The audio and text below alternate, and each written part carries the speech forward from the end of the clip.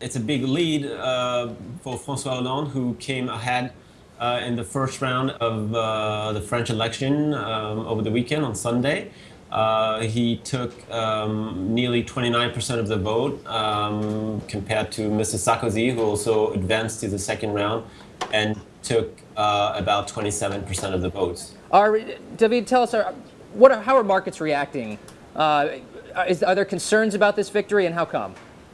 The concerns come from two things. One is the surprising strong performance of far-right leader Marine Le Pen, who did not qualify for the second round, but captured above 18% of the votes, and she had campaigned on dumping the euro, restoring the French francs, and closing French borders.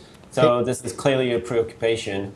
David, if Hollande wins, and can we look ahead and say, how would it change that very close relationship that Angela Merkel and Sarkozy had? Obviously, Hollande's views are quite different than Sarkozy on the EU and on unity and all those huge issues.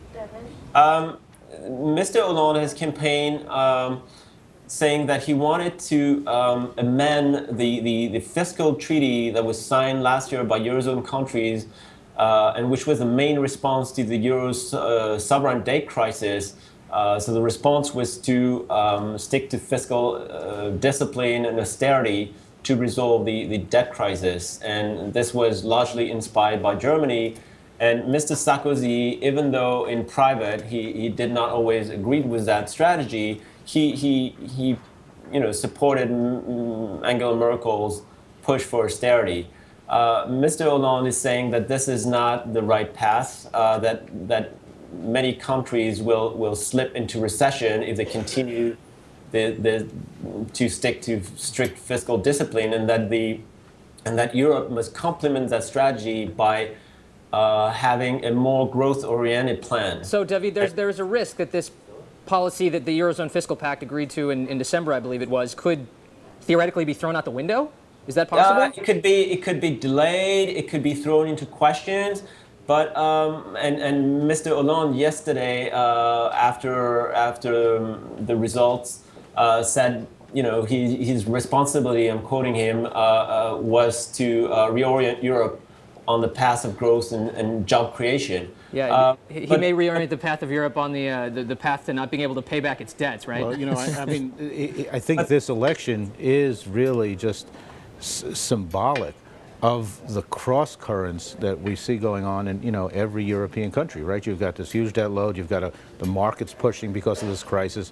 You've got politicians who have EU responsibilities, but domestic electorates that are hurting and want pro-growth policies. It sort of all summed up right in those results. David, and by the way, there was some news out of the Netherlands recently, right? This isn't just limited to France. Some deficit talks collapsed in the Netherlands.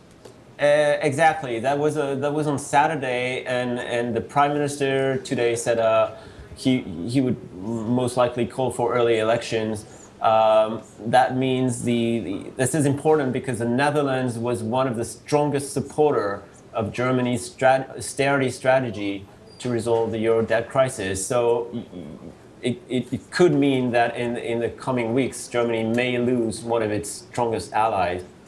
What happens with the ECB? Now, I've read comments from Mr. Hollande saying, in effect, he wants the ECB to stop lending via banks and just basically give money directly to governments. Is that correct? To government. This is something the ECB cannot do under its current bylaws, and it's quite likely that Germany would resist very strongly renegotiating the Maastricht Treaty, which goes back to 1992, and basically set up the foundation for an independent ECB and its only mandate, which is to keep inflation in check. Not the ECB has no role in fostering growth or supporting economy. Right.